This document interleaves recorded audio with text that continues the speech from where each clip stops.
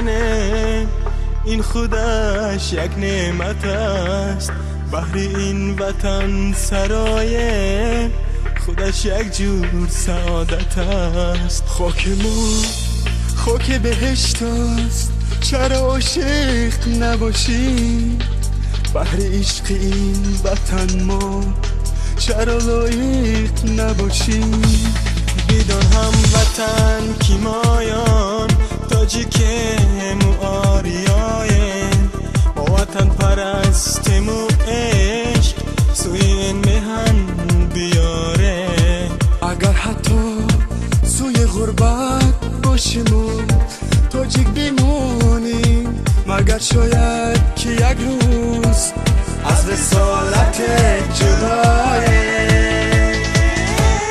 تاجیکم من تاجیکان سرایم، سوی آسمان فضایم، باید تاجیکان بمانه.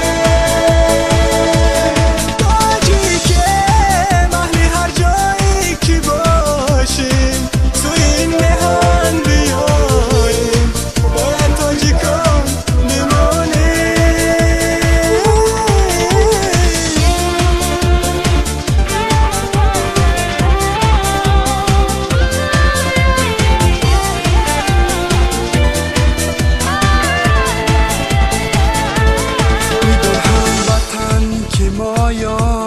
تاجیکم و آریایم، ما وطن پرستیم و عشق سوی این میهن بیاریم.